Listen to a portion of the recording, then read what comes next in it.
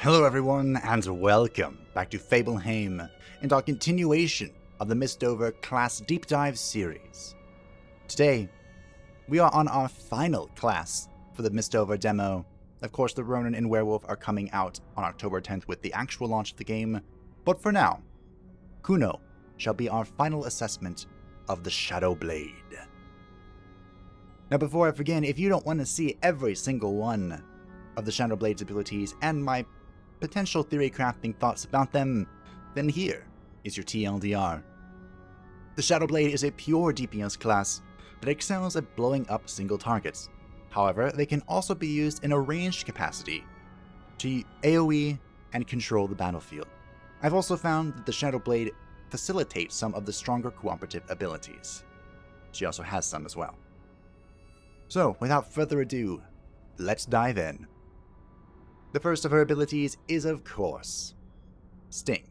The ability handed to everyone to just deal damage at the cost of no mana. Inflict damage equal to 110% of your attack on one enemy. This can be used from the front or middle column on any enemy in the front or middle column. Please note, mine is level 2, so as with every other one, the default damage for this is 100% of your attack. Their first ability is Sting Hard, because just stinging wasn't enough.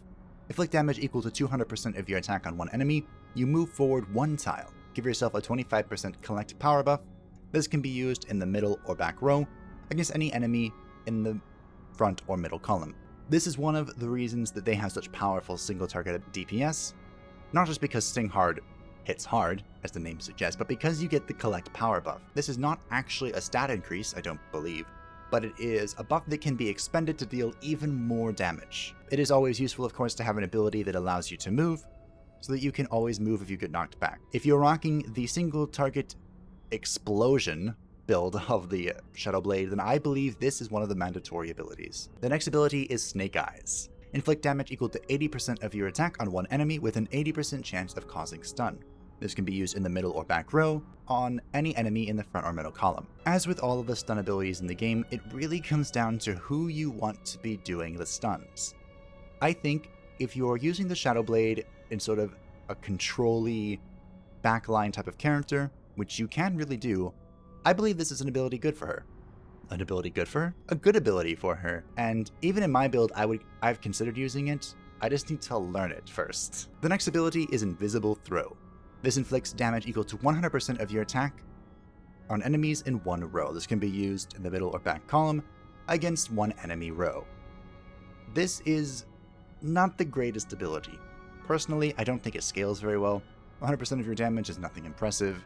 Again, that's what your basic free attack does. But if you are trying to use the Shadow Blade as a backline character, this gives her something to do. That may sound silly, but if you don't need to stun something, if you don't want to use Bomb Toss, if no one needs to be knocked forward, there will be moments where you're just like, I'm just going to throw stuff. And that's what this ability does. The next ability for the Shadow Blade is Smoke Bomb. This gives party members in one column a 25% evade increase buff. This can be used in any column and will affect any friendly column. Now, I do know this ability, but I haven't really used it. Of course, increasing your evasion is always good if you're trying not to get hit, but personally I've always found that decreasing enemy attack kind of works better for mitigating damage, because you still get hit a lot.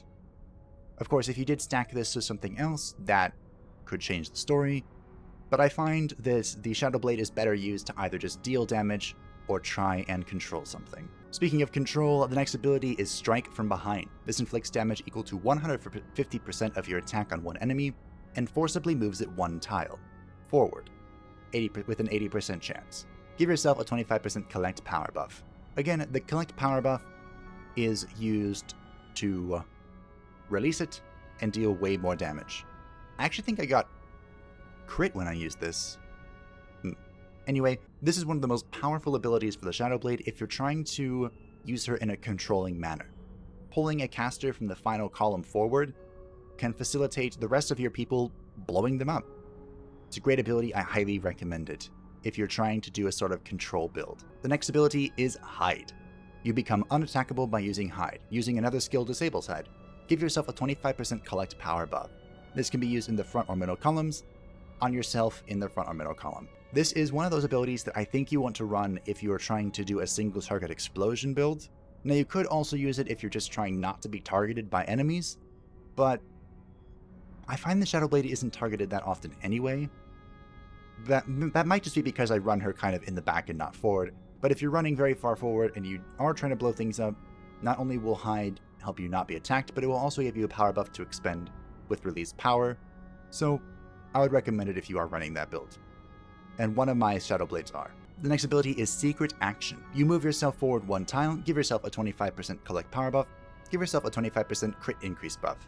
This can be used if you are on the front or middle column, on yourself in the front or middle column. Now, the purpose of this ability is just to increase your own power, to get the collect power buff to expend, and to get the crit damage, make it so when you eventually release that collect power, you have a higher chance of critting and doing absurd amounts of damage. So I've been talking about it a lot, and finally, release power. Inflict damage equal to 200% of your attack on one enemy, dealing additional damage with accumulated power buffs. Remove all stored power. You move backward 1 tile. This can be used in the front or middle column on any enemy in the front or middle column. You can see the theme has been building up towards this slowly. This is the key functionality of the single target DPS build. Everything you're doing is to make this better. And by moving backward 1 column, that will enable you to use Sting Hard. You could try and set up for another release power by using Secret Action again. It all just kind of works together. So if you are running the single target DPS build, highly recommend. Actually, this might even just be mandatory. And for the Shadow Blade's final ability, which I find to be more fun, Bomb Toss. Inflict damage equal to 40% of your attack on enemies in 1 column, and continuous damage equal to 40% of your attack with an 80% chance. This can be used in the front or middle column on any enemy column. Now, when I say that I find this to be more fun, I've been working on running a group of Onmyoji, Witch, Shadowblade, and Sister that focus entirely on bleed damage. The downside to bleed damage is, of course, sometimes things don't die very quickly, or monsters are spread out inefficiently for this bleed damage, but I think it could be beautiful. And the footage for the Shadowblade might include this, I hope anyway. I think this is also the mandatory ability of the utility build. I mean, if you're doing the utility build that also wants to deal damage, I think this is a good one to run. Now for their first cooperative ability, Shadow Casting. Give all party members a 25% damage reflection buff, requires a paladin in front of you. This can be used from any column and will affect all allies. This is a funny ability. I don't know how good it is, but it's funny. And the reason I say that is, of course, because this will stack with the paladin's own ability to give themselves damage reflection. And it could be a lot of fun to do that, to just troll enemies with thorn damage. I haven't played with this at all, but it could be fun. Emphasis on fun. I don't know if this is how you want to spend your 1 cooperative ability per turn, but it's there as an option. I think this would actually be most effective if you think that your party is going to be put to sleep a lot, or stunned a lot, and your turn is basically going to be spent recovering from those mesmerizes, then this could be something you want to use. There, I gave you a real use. The next ability is Chain Downpour. This inflicts damage equal to 60% of your attack on all enemies, and continuous damage equal to 40% of your attack with an 80% chance. Requires a Ronin in front of you. This can be used from any friendly column, and can be used on all enemies. Well, targets all enemies. This just builds even further into the bleed build that I was talking about. It does have higher initial damage, but its bleed damage is still the same. So this is basically a carbon copy of the Sisters group-wide bleed attack. The only thing is we don't have a Ronin to test it. Probably something I'll use, who knows. It does cost 36 mana, so it may be more efficient for the Sister to use this ability and for the Shadowblade to just continue, bombing and throwing things.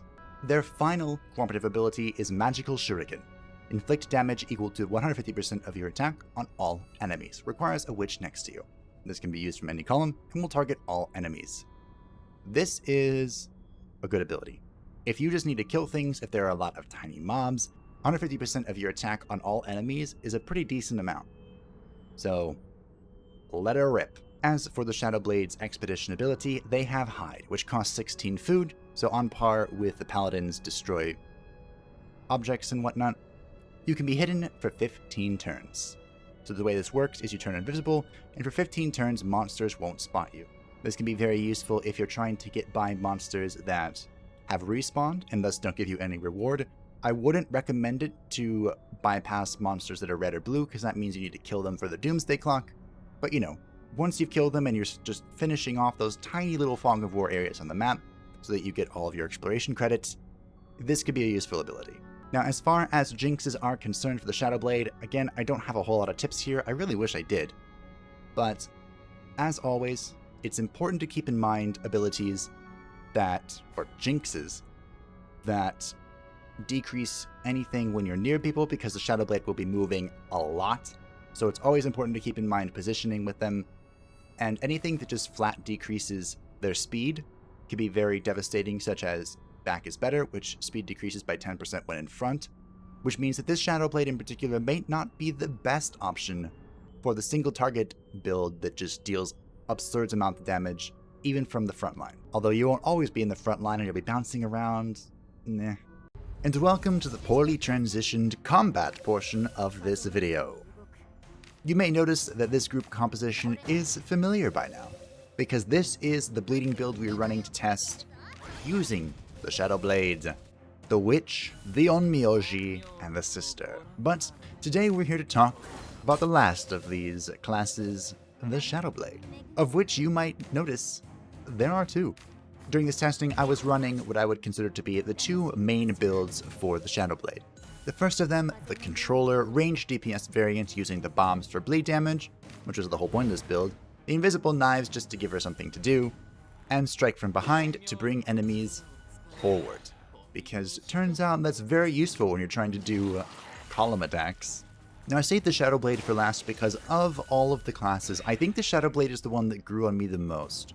Typically, I don't enjoy these sort of rogue characters that require a series of build-up or certain positions in order to thrive.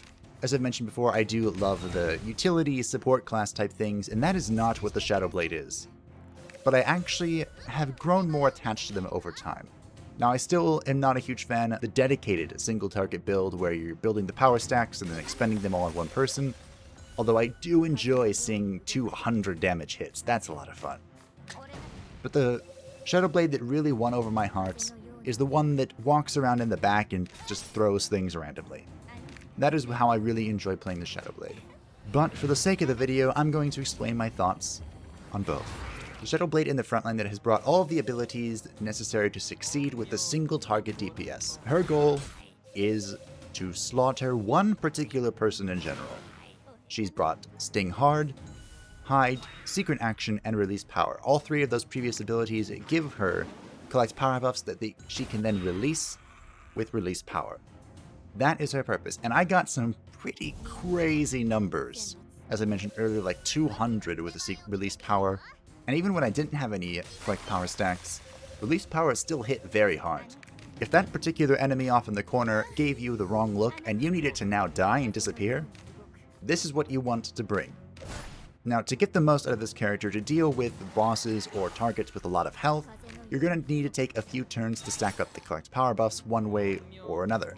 You could begin by having her positioned in like the middle or even the third column, starting off with Sting Hard to move forward, then hiding or secret actioning, and then releasing power, but that's still 3 turns before you can really deal your DPS. So you need to make sure that if you're using this particular build, the rest of your group is going to be fine without her contributing at all.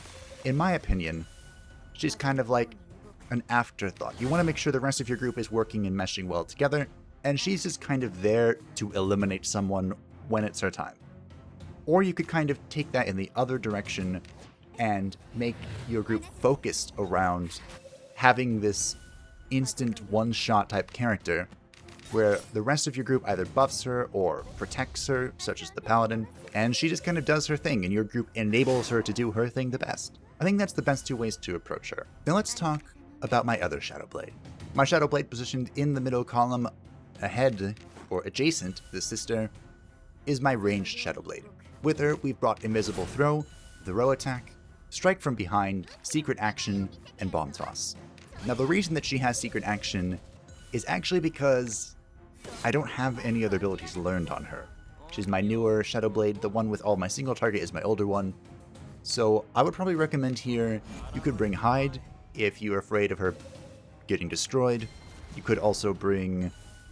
I would probably bring Snake Eyes to give her a stun, since that will just further cement her role as utility. But she performed well. The Bomb Toss damage was about on par with the Witch's bleeding effect, so together, the two of them basically doubled the effectiveness of their own abilities. Strike from Behind was hitting very hard. I'm not quite sure why, but I was okay with it. My final thoughts on the Shadow Blade is that she is a powerful and versatile DPS character, and she's one of the offensive roles that you don't want to ignore. I think that if you're going for very specific builds, it might be okay to exclude her, but I think that one way or another, you're going to want to work in either the Shadow Blade or the Witch. You're going to want to have one of these glass cannons, maybe not both, but you're definitely going to want to have one of them running around dealing your DPS. So thank you all for watching. I hope that you enjoyed and that you learned something about the Shadow Blade. If you did, make sure that you like the video, subscribe, and hit that stupid bell so YouTube knows to notify you, because there'll be more MISTOVER content coming very soon. Bye-bye!